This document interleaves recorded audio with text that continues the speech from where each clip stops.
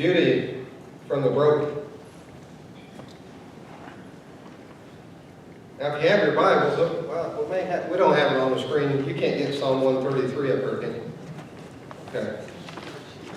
Now, if you have your Bibles also, Psalm 133, it's a beautiful psalm. If you look at the beginning of it, behold, how good and how pleasant it is for the brethren to dwell together in unity.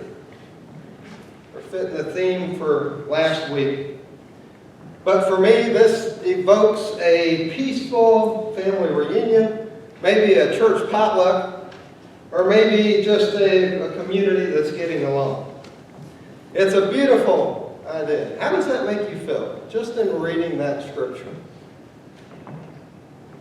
But if we are incredibly honest, living in unity it's incredibly difficult, isn't it? Sometimes our life does not plan out like it should. It's like them broken boxes of crayons. Too often the world and sometimes the church, we settle for a lesser version of unity. We mistake compliance for community. We confuse the absence to conflict with the presence of the peace. And we sweep perhaps the historical wounds underneath the rug, and we call it, well, moving on. But the Word of God, this is where it all stops. It refuses to give us a cheap, sentimental unity. The Scripture paired today, Genesis 45 and Psalm 133, they tell us about a holy, living, giving unity. Well, it's not an accident of good chemistry. It is a hard-won fruit of vulnerability, radical forgiveness, and deep trust in God's overriding grace. To understand the sweet fragrance of unity celebrated in Psalm 133, we must first walk through the agonizing room of Genesis 45. If you have your Bible open to Genesis 45, we'll be going back and forth. But in Genesis 45, we have Joseph. He stands before his brothers. Okay, these are the same men who envied him, who plotted murder against him, who stripped him of his coat and sold him into human trafficking. For over 20 years, Joseph carried the trauma of the abandonment. The brothers carried the rotting rot of the guilt and what they'd done to their brother. But when Joseph finally breaks, he doesn't do it quietly. He cries out so loudly that the entire palace hears him. And this is the messy reality of reconciliation. True unity requires us to clear the room of excuses. And Joseph, he sends the Egyptian attendants away because this is a holy, private family business. This is a family matter. It's private. And he looks at he looks at the very men here who broke his life in verse 3 in Genesis 45. He says, I am Joseph. Is my father still living? The text says right there that their brothers were dismayed. They were terrified of Joseph. And why would that be? Well, think about the power that Joseph had. Joseph had all the institutional power of Egypt. He had the weaponized authority to crush them to the exact perfect retributive justice. And as the United Methodists, we understand that these human systems, they thrive on retribution. But our world, it tells us that when someone harms us, that we must use our own leverage to balance the scales. But Joseph, he models something entirely differently here. He models the first move of Wesley's understanding of prevenient and justifying grace. He reaches out to the guilty before they even knew how to ask for mercy. In verse 4, he says, come close to me. When they step closer, Joseph has the eyes of God. Joseph does something miraculous here. He doesn't minimize their sin, but he doesn't say, oh, don't worry about selling me into slavery. It was no big deal. No, it was a big deal. It caused decades of grief. Look at verse 5. Instead, Joseph, he refrains from the narrative through the eyes of God's providence. This is the beauty of it all. He tells them, verse 5, and now do not be dismayed, and do not be angry with yourselves for selling me here, because it was to save lives that God sent me ahead of you. 3 times in this short passage, Joseph alters the subject of the sentence. He didn't send me here. No, the only one that sent me here was God. God sent me here. And this is the core of the Wesleyan theology here of grace at work. Joseph recognizes the human malice, the structural brokenness, the family dysfunction. They are all real, but they do not get the final word. Who gets the final word? God gets the final word. God is the ultimate recycler of human pain. God takes the broken shards and of betrayals and he uses them to build a pantry. Why does he build the pantry? To feed a starving world. We have a beautiful, beautiful God. And Joseph, he lets go of this resentment, not because of the injury, it didn't happen, but because he refused to let the past trauma dictate his family future. He chooses here to see that life is not a tragedy of human cruelty, but as a deployment of divine mercy. His viewpoint is totally through the eyes of God. And now back to Psalm 133.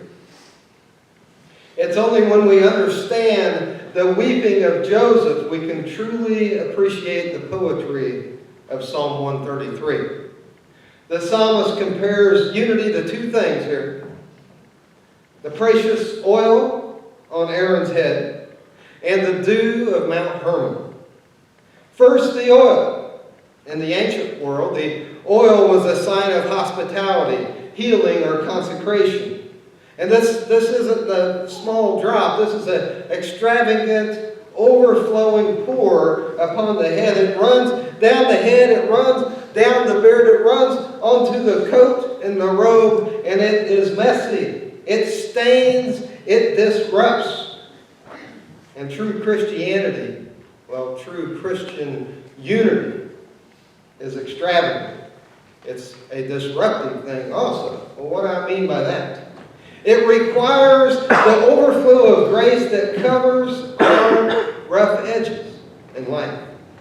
It is the deep grace-bound connection rooted in Jesus Christ. And second, the dew on Mount Hermon. Okay, well, Mount Hermon was a towering mountain in the north.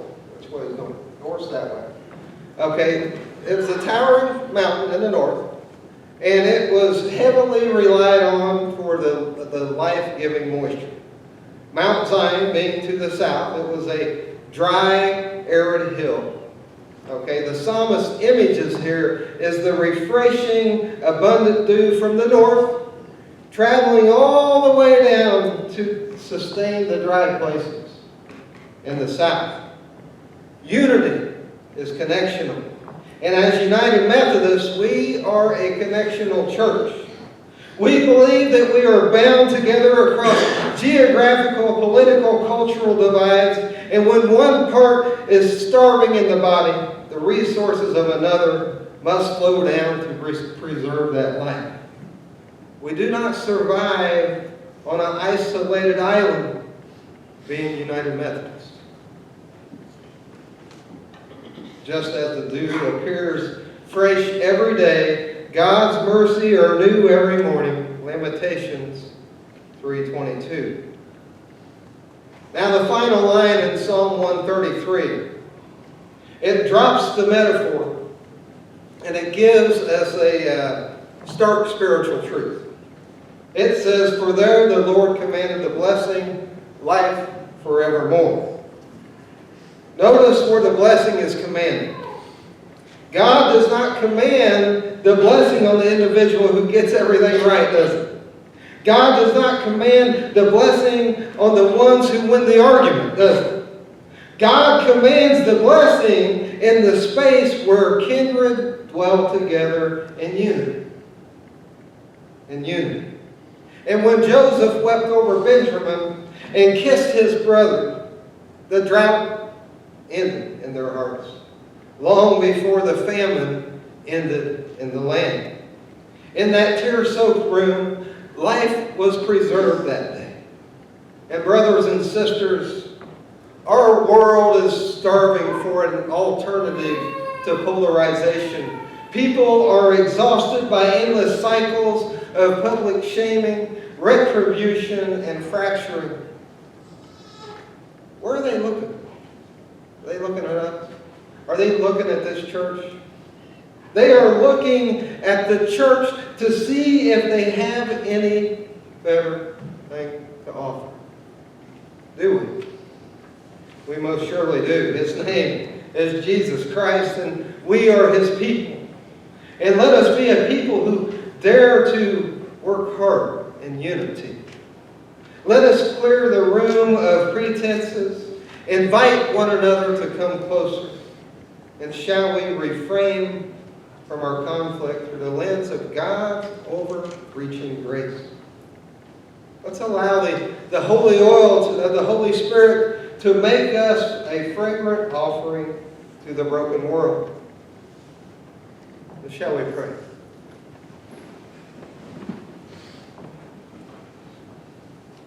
Dear Heavenly Father, we thank you for a powerful reminder today that your sovereignty, it can turn any brokenness into a story of redemption. And like Joseph there, you grant us the grace to forgive deeply, to release past hurts, and to see your hand at work in every place in our life. And we thank you for the beauty and the unity described in Psalm 133. We pour out our heart that the refreshing oil and the dew upon our families, our schools, our friendships, and our communities. Help us to actively pursue your peace. Dismantle division and live together in harmony so that your love is put on display. In the name of Jesus. Amen. May you receive this blessing today. May the Lord bless you and keep you. May He fill your hearts with courage of Joseph, to forgive, to heal, to restore the broken relationships. May the Holy Spirit pour the refreshing unity of Psalm 133 upon our homes, our families, and our community. So we go forth in peace, knowing that God is the orchestrator of your steps for good.